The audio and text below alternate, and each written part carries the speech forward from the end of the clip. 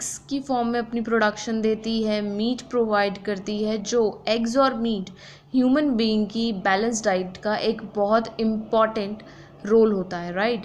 बहुत important ingredient होता है उनकी फूड का।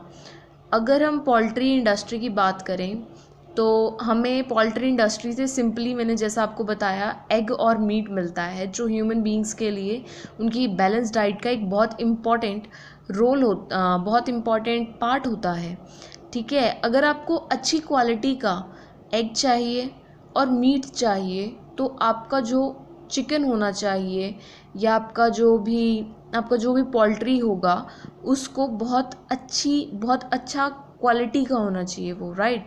तो उनकी प्रॉपर मैनेजमेंट चाहिए। तो प्रॉपर मैनेजमेंट के लिए पोल्ट्री में क्या क्या होता है, उनका होता है improve method of hatching, rearing, housing, sanitation, prevention from disease and sound market arrangement, right.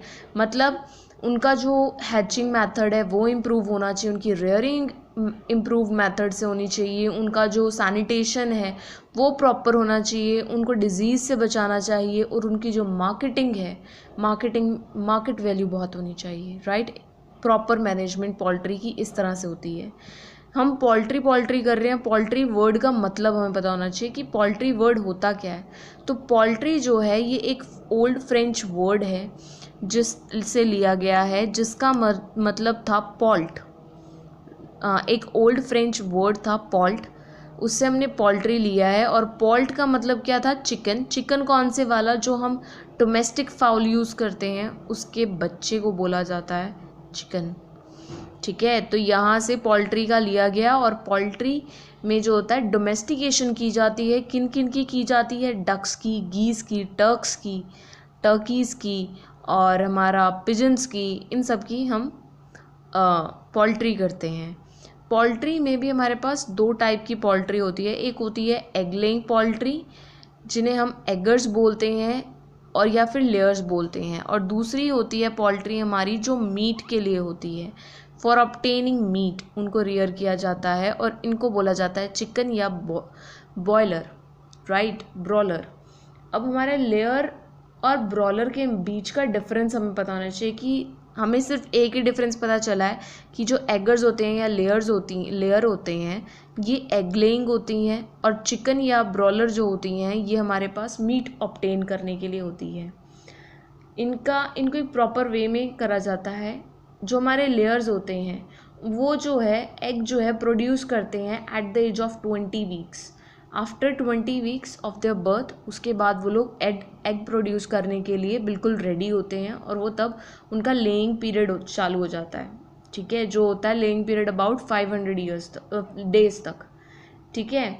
और उनको जो इनफ स्पेस चाहिए होता है, एडिक्वेट लाइटनिंग चाहिए होती है जब उनका लेइंग पीरियड चल रहा हो या जब वो लेयर्स हो, राइट। और उनकी जो हम उनको फीड करें उसके अंदर विटामिन्स, मिनरल्स और माइक्रो न्यूट्रिएंट्स ये होना बहुत ज़रूरी है। उनकी रिस्ट्रिक्टेड डाइट होती है, क्योंकि ये तीनों चीज़ें होना मेन होता है, क्योंकि ये जो है इन्फ्लुएंस करता है उनके लेइंग पीरियड को, उनके एग को, ठीक है। इसी तरह ब्रॉलर्स क्या होते हैं, ये में मीट लेने के लिए हमारे हेल्पफुल होते हैं, मीट मिलता है हमें इनसे, और इनको हम लोग 6 to 7 वीक्स के लिए हम इनको अपने पोल्ट्री फार्म में इनको ग्रो करते हैं, इनको फीड करते हैं, और उसके बाद उन्हें मार्केट में बेच दिया जाता है। इनकी क्या रिक्वायरमेंट है, इनकी जो ग्रोथ होनी चाहिए वो बहुत फास्ट होना चाहिए और लो मोर्टेलिटी रेट होना चाहिए, ठीक है। और इनकी जो डेली फूड रिक्वायरमेंट है उसमें बहुत ज़्यादा क्वांटिटी में प्रोटीन्स होना चाहिए, विटामिन ए एंड विटामिन के, और स्पेशली इनके फूड डाइट के अंदर फैट्स होना बहुत ज़रूरी है, ठीक है। अब आगे बात आती है हमारी पोल्ट्री ब्रीड्स की। पोल्ट्री इंडिया के अंदर 3 कैटेगरीज़ में पोल्ट्री ब्रीड्स को हम डिवाइड करते हैं, कैटेगराइज करते हैं। फर्स्ट वन इज़ देसी और इंडिजीनियस ब्रीड। हम बोल देते हैं ना ये देसी गाय है, राइट, ये देसी मुर्गी है, ये एग्जॉटिक है या फिर ये विदेशी है, ठीक है, बाहर की है। तो जो देसी है उसको हम इंडिजीनियस ब्रीड भी बोलते हैं। और ये हमारे पास प्योर ब्रीड जो होती हैं वो 4 ही हैं हमारी।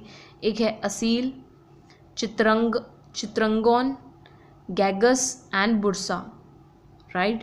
इसी तरह एग्जॉटिक ब्रीड जिन्हें हम फॉरेन ब्रीड भी कहते हैं वो है हमारी वाइट लेगहॉर्न और रॉड आइलैंड रेड, राइट। ये है हमारा। थर्ड होता है हमारा क्रॉस ब्रीड और इम्प्रूव ब्रीड ऑफ पोल्ट्री। मतलब कि आप हमारा एग्जॉटिक और इंडिजीनियस को हम लोग कंबाइन कराते हैं, उनकी हाइब्रिडाइजेशन कराते हैं, जिससे हमें एक इम्प्रूव्ड ब्रीड मिलती है। और उनके कुछ एग्जांपल हैं HH260, IBL 80, B77, ILS 82, right. Poultry breed के बाद जो थर्ड रिक्वायरमेंट होती है वो होती है वैरायटी इम्प्रूवमेंट। जो हम ये वैरायटी हमने यहाँ बनाई है, ब्रीड की वैरायटी बना रहे हैं, उनकी जो क्वालिटी होती है, उनकी जो क्वालिटी होती है वो बहुत अच्छी होनी चाहिए, तभी ऐसे इनकी हाइब्रिडाइजेशन कराने का फ़ायदा है, राइट। तो इम्प्रूव्ड वैरायटी के लिए जो प्रोसेस होता है, हमारा प्रोग्राम होता है क्रॉस ब्रीडिंग का इंडिजीनियस और फॉरेन ब्रीड के अंदर, उसके अंदर हम लोग नई वैरायटी के ऊपर फोकस करते हैं। तो उसके लिए कुछ डिज़ायरेबल हमें रिक्वायरमेंट चाहिए होती है, करेक्टर चाहिए होते हैं। First of all quantity and quality of चिक। जो चिक्स हम यूज़ कर रहे हैं उनकी क्वांटिटी और क्वालिटी का पता होना, कैसी क्वालिटी, अच्छी क्वालिटी की होनी चाहिए और अच्छी क्वांटिटी में होना चाहिए। Dwarf brawlers parent for the commercial chick production for the summer, adaptation capacity, tolerance to high temperature। जो हम चिक्स यूज़ करें, राइट, ब्रॉलर चिक्स जो यूज़ करें उनकी हाइट छोटी होनी चाहिए ताकि वो समर के टेम्परेचर, जो उस टाइम टेम्परेचर होता है हाई टेम्परेचर, उसको अडेप्ट कर सकें, राइट। लो मेंटेनेंस रिक्वायरमेंट होनी चाहिए। Improvement in hen housed for egg production and reduction in the size of the layer with the ability to utilize more fiber, cheap diet formulated using agriculture byproducts।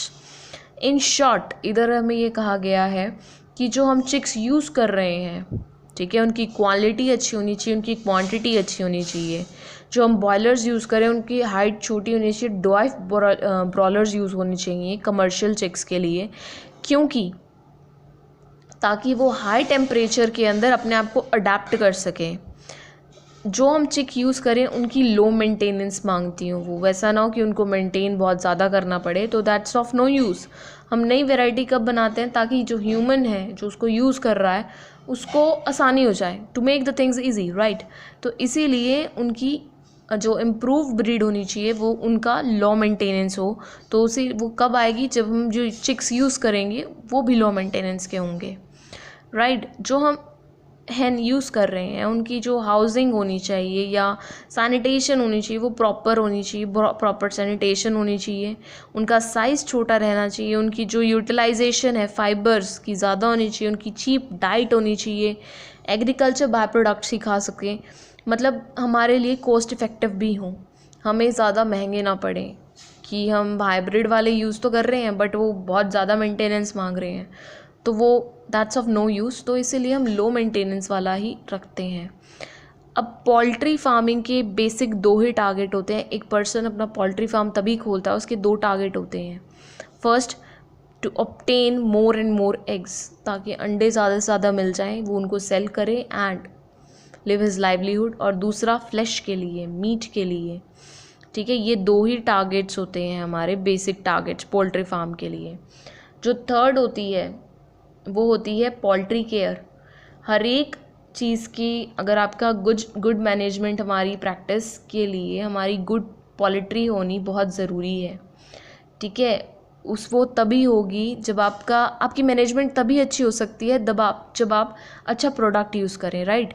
तो आपका जो भी boiler और eggs हैं, egg layers हैं, उनकी brawlers और egg layers की भी मैनेजमेंट केयर बहुत अच्छी होनी चाहिए। फर्स्ट वन होनी चाहिए उनकी हाउसिंग, शेल्टर और फीड, उन्हें बहुत अच्छा देना चाहिए। जैसा मैंने आपको डिफरेंस के टाइम पे बताया, जो लेयर्स होते हैं उनका जो ग्रोइंग पीरियड होता है, राइट, वो कितना होता है, नियरली अबाउट 20 वीक्स, उसके बाद वो रेडी हो जाते हैं एग प्रोडक्शन के लिए। तो जो फर्स्ट फेस होता है जिसमें वो ग्रो कर रहे होते हैं अप टू कब तक, जब तक उनका सेक्सुअलिटी मैच्योरिटी ना आ जाए, उनके अंदर सेक्सुअल मैच्योरिटी ना आ जाए, इस टाइम तक चिक्स को बोला जाता है ग्रोअर्स। और उस टाइम उन्हें इनफ स्पेस चाहिए होता है ग्रोथ के लिए। जैसे ही राइट इनफ स्पेस क्यों चाहिए होता है, आपके दिमाग में ये क्वेश्चन आया होगा। वो इसलिए चाहिए होता है जैसे ही ज़्यादा ओवर क्राउडिंग होंगी ना वहाँ पे, तो उनकी ग्रोथ इतनी अच्छी नहीं होगी, उनकी जितनी ग्रोथ होनी होगी उतनी नहीं होगी, कम हो जाएगी। राइट मतलब उनकी सप्रेस हो जाएगी, उनकी ग्रोथ रिस्ट्रिक्टेड रहेंगे उनका मैनरिज्म में। ठीक है, जैसे ही वो अपनी मैच्योरिटी, सेक्सुअल मैच्योरिटी गेन करते हैं, तो सेक्सुअल मैच्योरिटी से लेकर एग लेइंग वाले टाइम तक, एग लेइंग तक उनका जो टाइम होता है उसे बोला जाता है लेइंग पीरियड। और उस टाइम पे चिकन को बोला जाता है एगर्स या फिर लेयर्स। राइट और इस टाइम पे उन्हें इनफ स्पेस चाहिए होता है, एडिक्वेट लाइटनिंग चाहिए होती है, क्योंकि लाइट इंटेंसिटी, ठीक है, वो उनके इफ़ेक्ट करती है उनके लेइंग पीरियड को, आउटपुट को। और जो उन्हें खाने में दिया जाना चाहिए वो विटामिन्स, मिनरल्स और माइक्रो न्यूट्रिएंट्स होने चाहिए, क्योंकि ये जो है हमारी हैचिंग को, एग की हैचिंग को अफेक्ट करते हैं। ब्रॉलर्स का क्या होना चाहिए, उन्हें प्रॉपर हाउसिंग देनी चाहिए, न्यूट्रिशनल देने चाहिए, एनवायरनमेंट रिक्वायरमेंट बहुत अच्छी होनी चाहिए उनकी, उन्हें प्रॉपर कंडीशन, उनकी फेवरेबल कंडीशन मिलनी चाहिए ताकि उनकी ग्रोथ बहुत अच्छी हो और फास्ट हो और उनका लो मोर्टेलिटी रेट रहे। जो उनका डाइट है उसके अंदर प्रोटीन रिच होनी चाहिए वो, और उसके अंदर सफिशिएंट फैट होना चाहिए। ठीक है, और उसके साथ साथ उन्हें विटामिन ए और विटामिन के देना चाहिए ताकि वो उनकी जो ग्रोथ है वो अच्छी चले। ठीक, ये सब भी अच्छी क्वांटिटी में चाहिए। नेक्स्ट होता है डिजीज़ ऑफ पोल्ट्री। बहुत सारी डिजीज़ से पोल्ट्री जो एनिमल्स हैं वो सफ़र करते हैं, या तो virus, bacteria, fungi, animal parasites, इन सब से सफ़र करते हैं। तो इनके लिए ना उन्हें प्रोटेक्ट करना चाहिए इन डिजीज़ेस से। तो किस वजह से होगा, कैसे प्रोटेक्ट हो सकते हैं, प्रॉपर सैनिटेशन से। तो इन शॉर्ट आपको प्रॉपर सैनिटेशन करनी चाहिए। ठीक है, आई होप आपको ये वीडियो पसंद आई होगी और सब कुछ क्लियर हो गया होगा। अगर आपको ये पसंद आई है तो प्लीज़ मेरी इस वीडियो को लाइक कीजिए, इसे ज़्यादा से ज़्यादा लोगों तक शेयर कीजिए, and please do subscribe my channel and don't forget to press the bell icon. Thank you.